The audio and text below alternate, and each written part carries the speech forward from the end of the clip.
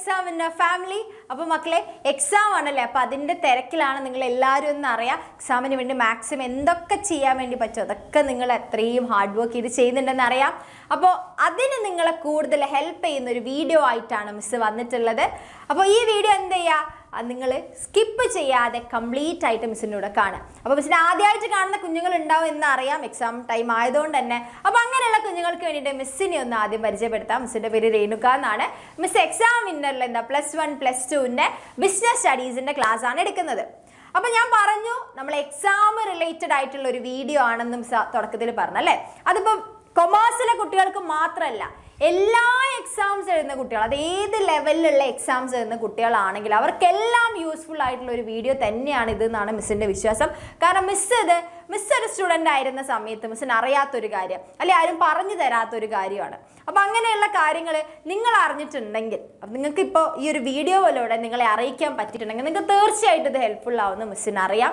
അതുകൊണ്ട് തന്നെയാണ് നിങ്ങൾ ഇതിൻ്റെ ആവശ്യക്കാരായിരിക്കും എന്ന് മിസ്സിന് അറിയുന്നതുകൊണ്ട് തന്നെയാണ് ഇങ്ങനെ ഒരു കോണ്ടന്റ് ചെയ്യാമെന്ന് വിചാരിച്ചത്. ഓക്കെ, അപ്പോൾ മറ്റൊന്നുമല്ല, നമ്മുടെ കോണ്ടന്റിൽ എന്താണ് നമ്മുടെ ഈ വീഡിയോൻ്റെ വിഷയം എന്ന് വെച്ച് കഴിഞ്ഞാൽ, നിങ്ങൾ പലരും ചിന്തിച്ചിട്ടുണ്ടാവും മക്കളെ, ഞാൻ നന്നായിട്ട് എഴുതിയിട്ടുണ്ട്, അല്ലെങ്കിൽ ഞാൻ പഠിച്ച് ഒരുപാട് ഹാർഡ് വർക്ക് ചെയ്ത് ഞാൻ നന്നായിട്ട് എഴുതി, അല്ലെങ്കിൽ ആ 3 മണിക്കൂർ ഞാൻ ഇത്രയും കാലം പഠിച്ചതൊക്കെ ഞാൻ മാക്സിമം നന്നായിട്ട് തന്നെ പ്രസൻറ്റ് ചെയ്യാൻ നോക്കി, പക്ഷെ റിസൾട്ട് വന്നപ്പോൾ എനിക്ക് പ്രതീക്ഷിച്ചത്ര മാർക്ക് കിട്ടിയില്ല, അല്ലെ എൻ്റെ ഫ്രണ്ട് എഴുതിയ ആൻസർ തന്നെയല്ലേ ഞാനും എഴുതിയത്, എന്നിട്ട് എനിക്ക് എന്താ അവളുടെ അത്ര മാർക്ക് കിട്ടാത്ത, അല്ലെ അവൻ്റെ അത്ര മാർക്ക് കിട്ടാത്ത എന്നൊക്കെ നിങ്ങൾ ലൈഫിൽ ചിന്തിച്ചിട്ടുണ്ടാവും അല്ലേ. മിസ് ചിന്തിച്ചിട്ടുണ്ട്. കാരണം മിസ്സിന് പേഴ്സണൽ ഒരു അനുഭവം ഉണ്ടായിട്ടുണ്ട്, ഒരു എക്സ്പീരിയൻസ് ഉണ്ടായിട്ടുണ്ട്. മിസ് സ്കൂളിൽ പഠിക്കുന്ന സമയത്ത് 10 ദിവസത്തെ വെക്കേഷൻ അല്ലേ, ഏതോ ഓണത്തിൻ്റെയോ ക്രിസ്മസിൻ്റെ വെക്കേഷൻ ഏറ്റവും തന്ന സമയത്ത് ഞങ്ങൾ സോഷ്യലിൽ മിസ് പറഞ്ഞു, നിങ്ങൾക്കൊരു ടോപ്പിക്ക് തന്നു, ആ ടോപ്പിക്ക് പഠിച്ചിട്ട് നിങ്ങൾ എന്ത് ചെയ്യണം, ഒരു സെമിനാർ പോലെ എഴുതി കൊണ്ടുവരണം, അതനുസരിച്ച് നിങ്ങൾക്ക് മാർക്ക് കാര്യങ്ങളുണ്ടാവും, അത് നിങ്ങളുടെ എക്സാമിന് ഒരു C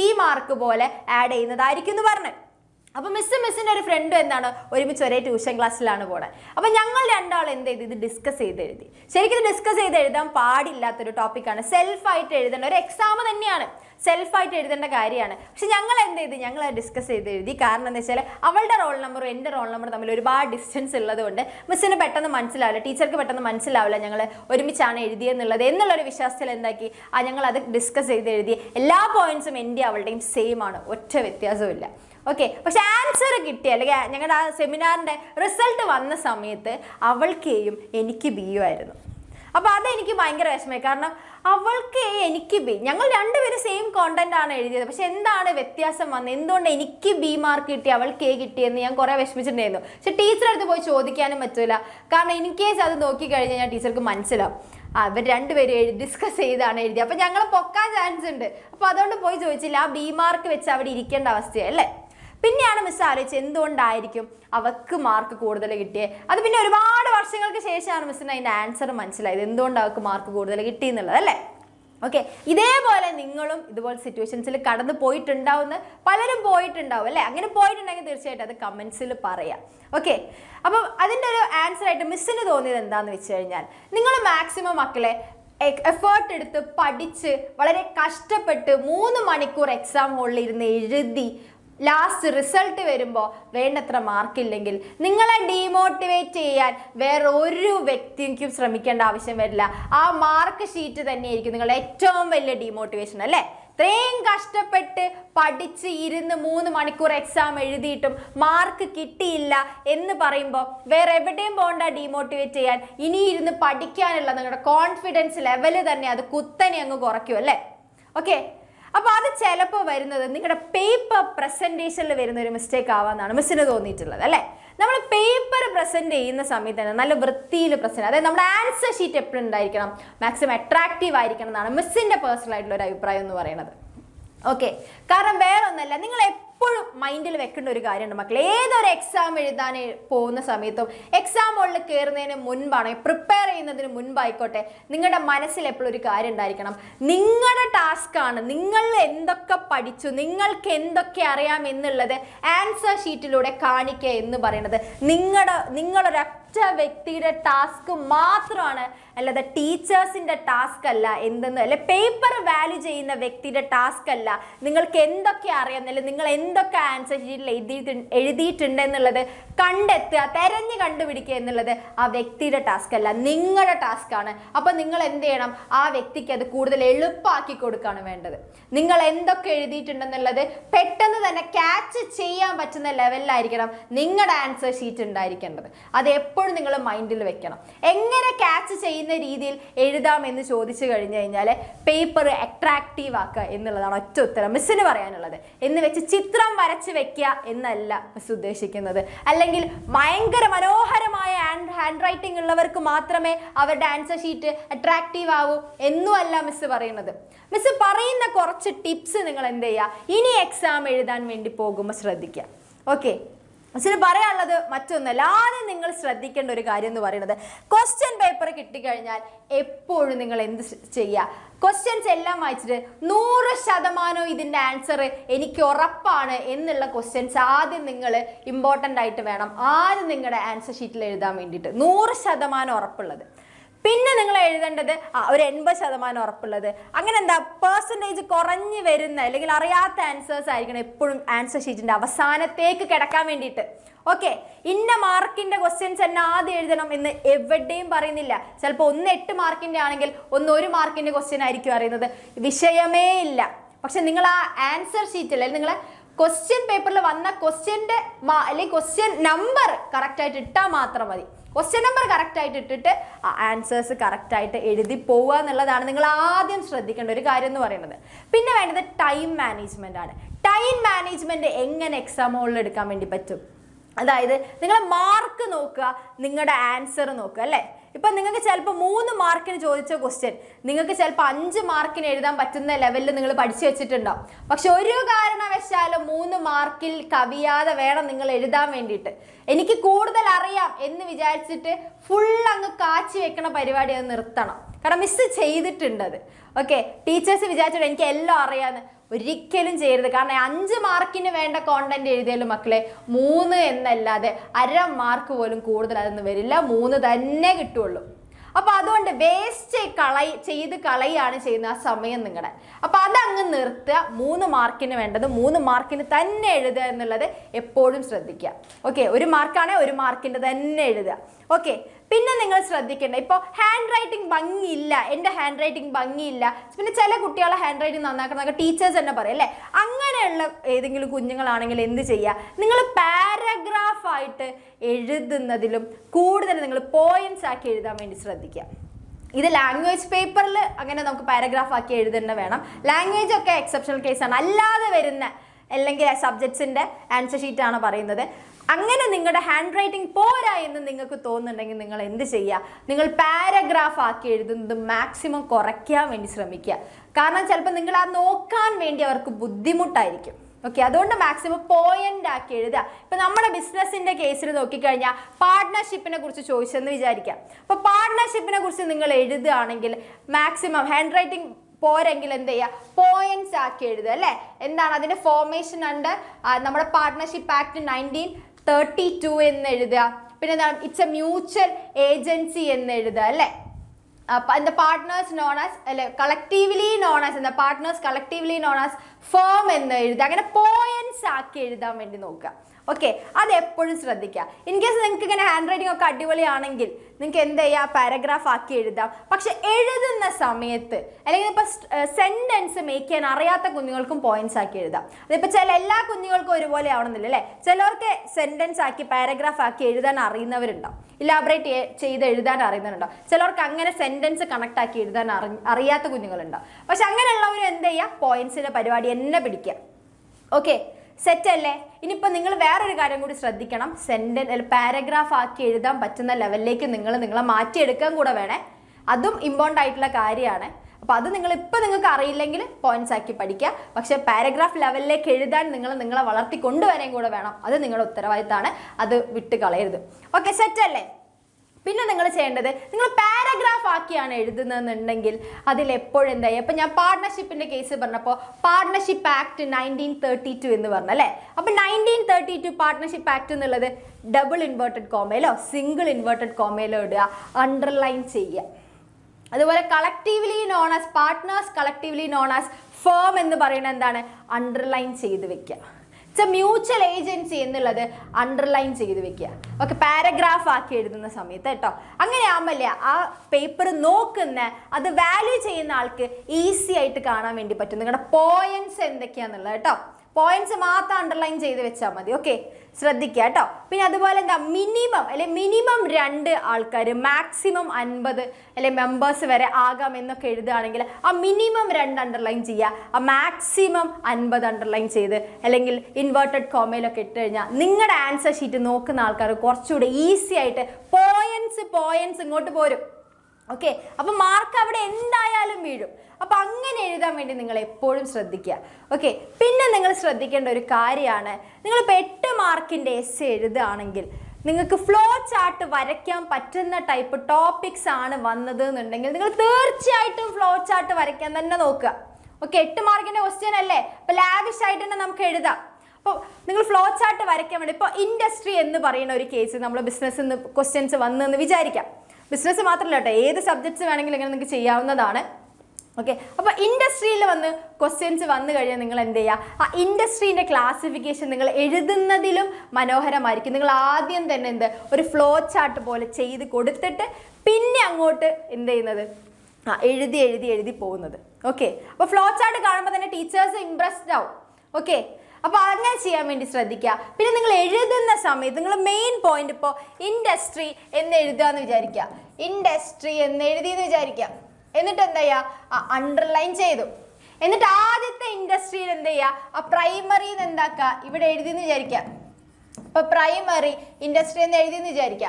എന്നിട്ട് എന്താണ് പ്രൈമറി ഇൻഡസ്ട്രി എന്നുള്ളത് നിങ്ങൾ ഇലാബറേറ്റ് എഴുതാൻ പറ്റുകയാണെങ്കിൽ അങ്ങനെ എഴുതുക, അല്ല പോയിന്റ്സ് ആക്കി എഴുതാൻ പറ്റുകയാണെങ്കിൽ പോയിന്റ്സ്, ഹാൻഡ് റൈറ്റിംഗിൽ പ്രശ്നമുള്ളവരാണെങ്കിൽ പോയിന്റ്സ് ആക്കി എഴുതിയാൽ മതി. എന്നിട്ട് ഇതിൽ സം ഡിവിഷൻ വരുന്നില്ലേ കുഞ്ഞുങ്ങളെ, അപ്പോൾ സം ഡിവിഷൻ വരുന്നുണ്ടെങ്കിൽ നിങ്ങൾ എന്ത് ചെയ്യണം, അവിടെ എ എന്നിട്ടിട്ട് എന്താണ് ആ ജെനറ്റിക് എന്നുള്ളത് എഴുതുക. പിന്നെ അതുപോലെ എന്താ ഇതിൽ ജെനറ്റിക് ഇൻഡസ്ട്രി എന്താന്നുള്ളത് എഴുതുക. പിന്നെ ബി എന്നിട്ടിട്ടുള്ളത് എന്താക്കുക, പിന്നെ എന്താ എക്സ്ട്രാക്റ്റീവ് ഇൻഡസ്ട്രി എന്നുള്ളത് എഴുതുക. അപ്പോൾ ഇങ്ങനെ എഴുതുന്ന സമയത്ത് ഒരു ഓർഡർ ഉണ്ടാവും കാണാൻ വേണ്ടിയിട്ട്. പിന്നെ നിങ്ങൾ സെക്കൻഡറി ഇൻഡസ്ട്രിയിലേക്ക് വരുമ്പോൾ ഈ പ്രൈമറി എഴുതി അതേ ലെവലിൽ തന്നെ എന്ത് ചെയ്യുക, ആ സെക്കൻഡറി എഴുതാനും കൂടെ നോക്കുക. ഓക്കെ, എന്നിട്ട് ഇതിൻ്റെ ലെവലിൽ തന്നെ നിങ്ങൾ എന്ത് ചെയ്യുക, എ ബി എന്ന് പറഞ്ഞ് അതിൻ്റെ ക്ലാസിഫിക്കേഷൻ എഴുതാൻ വേണ്ടി എപ്പോഴും ശ്രദ്ധിക്കുക. അതാകുമ്പോൾ കുറച്ചുകൂടെ വൃത്തി ഉണ്ടാവും കാണാൻ വേണ്ടിയിട്ട്. എന്നിട്ട് ഇതിൽ തന്നെ ഹൈലൈറ്റ് ചെയ്യേണ്ടത്, ഇപ്പോൾ ജെനറ്റിക് ഇൻഡസ്ട്രി എന്ന് പറയുന്നത് റീപ്രൊഡക്ഷൻ എന്താണ്, റീപ്രൊഡക്ഷൻ ഓഫ് ലിവിങ് ഓർഗാനിസം ഒക്കെ ഇതിലൊരു പോയിന്റാണ്. അപ്പോൾ ആ റീപ്രൊഡക്ഷൻ ഒക്കെ എന്ത് ചെയ്യുക, അത് നിങ്ങൾ ഹൈലൈറ്റ് ചെയ്ത് വെക്കുക. ഇപ്പോൾ എക്സ്ട്രാക്റ്റീവ് എന്ന് പറഞ്ഞാൽ എക്സ്ട്രാക്ഷൻ ഓഫ് എന്താണ് നാച്ചുറൽ റിസോഴ്സസ് എന്ന് ഇതിലൊരു പോയിന്റ് ആണെങ്കിൽ ആ എക്സ്ട്രാക്ഷൻ ഓഫ് റിസോഴ്സസ് ഒന്ന് ഹൈലൈറ്റ് ചെയ്ത് വെച്ചാൽ എന്താണ്, അത് നിങ്ങളുടെ പേജിനെ കൂടുതൽ ഭംഗിയാക്കും. ഓക്കെ, പിന്നെ നിങ്ങളൊരു വലിയ ഫ്ലോ ചാർട്ടാണ് വരുന്നതെന്നുണ്ടെങ്കിൽ ആദ്യം എന്ത് ചെയ്യുക, ഒന്നെങ്കിൽ ആ വലിയ ഫ്ലോ ചാർട്ട് എപ്പോഴും ആദ്യം വരയ്ക്കാൻ വേണ്ടി നോക്കുക. ആദ്യം ഫ്ലോ ചാർട്ട് വരച്ചതിന് ശേഷം കേട്ടോ ഈ പറയുന്ന കാര്യങ്ങൾ എഴുതുക. ഇനിയിപ്പോൾ കുഞ്ഞു ഫ്ലോ ചാർട്ടാണ് വരുന്നതെന്നുണ്ടെങ്കിൽ നിങ്ങൾക്ക് എന്ത് ചെയ്യാൻ വേണ്ടി പറ്റും, ഒരു സൈഡിൽ മാത്രം വരച്ച് വെക്കുക. ഒരു സൈഡിൽ മാത്രം നിങ്ങൾ എന്ത് ചെയ്യുക, ഇങ്ങനെ ഫ്ലോ ചാർട്ട് വരയ്ക്കുക. അങ്ങനെയൊക്കെ വരച്ച് വെച്ച് എഴുതാൻ വേണ്ടി നോക്കുക. ഓക്കെ, അങ്ങനെയൊക്കെ ചെയ്യാൻ വേണ്ടി നോക്കുക കേട്ടോ, ഒരു സൈഡിൽ മാത്രം. അപ്പോൾ അത് കുറച്ചും കൂടി അട്രാക്റ്റീവ് ആയിരിക്കും. അപ്പോൾ ടീച്ചേഴ്സിന് മനസ്സിലാവും നിങ്ങൾക്ക് എന്തൊക്കെ അറിയാമെന്നുള്ളത് കേട്ടോ. ഓക്കെ, അപ്പോൾ പിന്നെ അതുപോലെ തന്നെ അണ്ടർലൈൻ ചെയ്യാനും ശ്രദ്ധിക്കുക. അപ്പോൾ ഇത്രയും പോയിന്റ്സ് നിങ്ങൾ നോക്കി, കുഞ്ഞ് ടിപ്സ് നിങ്ങൾ നോക്കിക്കഴിഞ്ഞ് കഴിഞ്ഞാൽ നിങ്ങൾക്ക് മാക്സിമം മാർക്ക് അല്ലെങ്കിൽ മാർക്കുകൾ നിങ്ങളുടെ പേപ്പർ പ്രസൻറ്റേഷനിലൂടെ മാർക്സ് നഷ്ടപ്പെടാതെ നിങ്ങൾക്ക് നോക്കാൻ വേണ്ടി പറ്റും. ഓക്കെ, പിന്നെ എപ്പോഴും ടീച്ചേഴ്സിൻ്റെ പണി എളുപ്പമാക്കി കൊടുക്കുക. പേപ്പർ നോക്കുന്ന ആൾക്കാരുടെ പണി എപ്പോഴും എളുപ്പമാക്കി കൊടുക്കുക എന്ന് പറയുന്നത് നിങ്ങൾക്ക് അറിയുന്നതെല്ലാം നിങ്ങൾ ഹൈലൈറ്റ് ചെയ്ത് വെക്കുക. എന്നിട്ട് ഒരു പാരഗ്രാഫ് ചെയ്തിട്ട് മൊത്തം ഹൈലൈറ്റ് ചെയ്തുകൊണ്ടിരിക്കരുത്, എല്ലാം അണ്ടർലൈൻ ചെയ്തുകൊണ്ടിരിക്കരുത്. അങ്ങനെ ചെയ്യരുത്, അങ്ങനെ ചെയ്താൽ മിസ്റ്റേക്കാണ്. ഓക്കെ, പകരം ഇമ്പോർട്ടൻ്റ് ആയിട്ടുള്ള കാര്യം മാത്രം ഒന്ന് അണ്ടർലൈൻ ചെയ്ത് പോവാം. ഓക്കെ, ഇത് സിമ്പിളായിട്ടുള്ള ട്രിക്സ് അല്ലേ, നിങ്ങൾക്കത് എഴുതാവുന്നതല്ലേ ഉള്ളൂ. അപ്പം അങ്ങനെ ചെയ്ത് കഴിഞ്ഞാൽ എന്തായാലും മാർക്ക് നിങ്ങൾക്ക് എവിടെയും പോകില്ല. നിങ്ങളുടെ കയ്യിലുള്ള മിസ്റ്റേക്കോട് നിങ്ങളുടെ മാർക്ക് നഷ്ടമാവില്ല അല്ലേ. നിങ്ങളൊന്ന് ആലോചിച്ച്, നിങ്ങൾ ഈ ഒരു വർഷം കഷ്ടപ്പെട്ട് പഠിച്ചത് ഒരൊറ്റ ആൻസർ ഷീറ്റിലൂടെയാണ് അല്ലെങ്കിൽ നിങ്ങൾ എന്താണ് പഠിച്ചതെന്ന് നാളെ അല്ലെങ്കിൽ ലോകത്തിനോട് കാണിച്ചു കൊടുക്കേണ്ട ഈ ഒരൊറ്റ എക്സാം ഷീറ്റിലൂടെയാണ് അല്ലേ. അപ്പൊ ആ ഷീറ്റാണ് നിങ്ങളെ വിലയിരുത്താൻ വേണ്ടി പോകുന്നത്. അപ്പൊ ആ ഷീറ്റ് അത്രയും അടിപൊളിയാക്കി പ്രസന്റ് ചെയ്യുക എന്ന് പറയുന്നത് എന്താണ്, നിങ്ങളുടെ മാത്രം ഉത്തരവാദിത്തമാണ്. അപ്പൊ അതിന്റെ ഏറ്റവും ഭംഗിയായിട്ട് തന്നെ, ഏറ്റവും ഭംഗിയിൽ തന്നെ വേണം നിങ്ങൾ എന്ത് ചെയ്യാൻ, അത് പ്രസന്റ് ചെയ്യാൻ വേണ്ടിയിട്ട്. അപ്പൊ ഈ കാര്യങ്ങൾ മാക്സിമം എന്ത് ചെയ്യുക, നിങ്ങൾ യൂട്ടിലൈസ് ചെയ്യും. പറഞ്ഞ ടിപ്സൊക്കെ. എൻ്റെ ഹാൻഡ് റൈറ്റിംഗ് മോശമാണ് എന്ന് പറഞ്ഞ് ആരും ഇരിക്കരുത്. എനിക്ക് സെന്റൻസ് അല്ലെ പാരഗ്രാഫ് ആക്കി എഴുതാൻ പറ്റില്ല അല്ലെ അറിയില്ല എന്ന് പറഞ്ഞ് വിഷമിക്കരുത്. അതിനൊക്കെയുള്ള ടിപ്സ് മിസ് പറഞ്ഞു തന്നു. അപ്പം ആ ടിപ്സൊക്കെ യൂസ് ചെയ്താൽ നിങ്ങൾക്ക് 100% മിസ് പറയുന്നത് നിങ്ങൾക്ക് എന്തായാലും നിങ്ങളുടെ പ്രസൻറ്റേഷൻ വഴി നിങ്ങൾക്ക് ഒരിക്കലും, നിങ്ങളുടെ പേപ്പർ മോശമാണ് എന്ന് പറഞ്ഞാൽ നിങ്ങൾക്ക് ഒരിക്കലും മാർക്ക് നഷ്ടപ്പെടില്ല. ഓക്കെ, സെറ്റല്ലേ? അപ്പോൾ നിങ്ങൾ എപ്പോഴും ഓർക്കുക, നിങ്ങളുടെ ടാസ്ക്കാണ് എന്തെന്ന് പറഞ്ഞാൽ നിങ്ങൾ എന്ത് പഠിച്ചു എന്ന് കാണിച്ചു കൊടുക്കേണ്ടത് നിങ്ങളുടെ ടാസ്ക്കാണ്. പിന്നെ ഇലാബറേഷൻ വരുന്ന സമയത്ത് മാർക്ക് നോക്കി എഴുതുക എന്ന് പറയുന്നത് അല്ലേ. മക്കൾ, നിങ്ങൾ വേറൊരു കാര്യം കൂടി ചിന്തിച്ചു നോക്ക്. ഇപ്പൊ ഈ എക്സാം എന്ന് പറയുന്നത് നിങ്ങൾ നോക്ക്, ഇപ്പൊ എല്ലാ മാർക്ക്, ഇതിന് എക്സാമിൽ തന്നെ 1 മാർക്ക് 2 മാർക്ക് 3 മാർക്ക് 4 5 8 അങ്ങനെ കിടക്കുന്നുണ്ടല്ലോ. എന്താണ് ഈ പല പല മാർക്കിലിട്ടത്?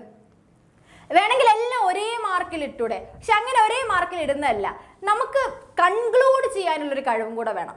അതായത് നിങ്ങളിപ്പോൾ 8 മാർക്കിൻ്റെ ഒരു ക്വസ്റ്റ്യൻ അല്ലെ, 8 മാർക്ക്, ഇപ്പോൾ ഇൻഡസ്ട്രി എന്ന് പറയുന്നത് എന്താണ്, ഒരു വലിയ ടോപ്പിക്കാണ് അല്ല. അതിപ്പോൾ 8 മാർക്കിനാണ് നിങ്ങൾക്ക് വലിച്ചു വരെ എഴുതാൻ വേണ്ടി പറ്റും. പക്ഷെ 5 മാർക്കിൽ നിങ്ങൾക്ക് അത് ചോദിച്ചു കഴിഞ്ഞാൽ അതിനെ ചുരുക്കാൻ നിങ്ങൾക്ക് കഴിയണം. അതിനെ ചുരുക്കി അതിൻ്റെ എസെൻസ് മാത്രം എടുക്കാൻ വേണ്ടി പറ്റണം അല്ലേ. അപ്പോൾ എന്താ, അതിൽ 8 മാർക്കിന് എഴുതുന്ന പോലെ എല്ലാം വാരി വലിച്ച് എഴുതിയിട്ട് കാര്യമില്ല. 5 മാർക്ക് കിട്ടി നിങ്ങളെ സമയം നഷ്ടമാവുക എന്നല്ലാതെ മെയിൻ പോയിന്റ്സ് ഒക്കെ മിസ്സായി പോകാനുള്ള ചാൻസ് ഉണ്ട്. അപ്പോൾ അതുകൊണ്ട് മെയിൻ പോയിന്റ്സിലേക്ക് നിങ്ങൾക്ക് ചുരുക്കാനും നിങ്ങൾക്ക് പറ്റണം. ഓക്കെ, അപ്പം നിങ്ങൾ പഠിച്ചതിന് എന്ത് ചെയ്യാൻ വേണ്ടി പറ്റണം, ആവശ്യം അനുസരിച്ച് വലുതാക്കാനും ആവശ്യം അനുസരിച്ച് ചെറുതാക്കാനും കൂടെ നിങ്ങൾക്ക് പറ്റണം. അതാണ് നമ്മൾ കുറേ ലെവൽസ് മാർക്കിലൂടെ ഉദ്ദേശിക്കുന്നതാണ് മിസ്സിന് പേഴ്സണലി തോന്നിയിട്ടുള്ളത്. അപ്പോൾ ആ ലെവലിലേക്ക് നിങ്ങൾ എപ്പോഴും എത്തണം. അതുകൊണ്ടാണ് മാർക്ക് നോക്കിയിട്ട് എന്ത് ചെയ്യാൻ വേണ്ടി നോക്കുക, എക്സ്പ്ലനേഷൻ കൊടുക്കാൻ വേണ്ടി നോക്കുക കേട്ടോ. അപ്പോൾ ഇത്രയും കാര്യങ്ങൾ എന്ത് ചെയ്യുക, നിങ്ങൾ അടുത്ത തവണ ഇനിയുള്ള എക്സാം എഴുതുന്ന സമയത്ത് ഇതുപോലെ എന്ത് ചെയ്യുക, നിങ്ങളുടെ പേപ്പർ ഒന്ന് പ്രസൻറ്റ് ചെയ്യാൻ വേണ്ടി നോക്കുക. ഓക്കെ, അപ്പോൾ ഈ ടിപ്സ് നിങ്ങൾക്ക് യൂസ്ഫുൾ ആയിട്ടുണ്ടെങ്കിൽ തീർച്ചയായിട്ടും മിസ്സിനോട് അത് പറയണം.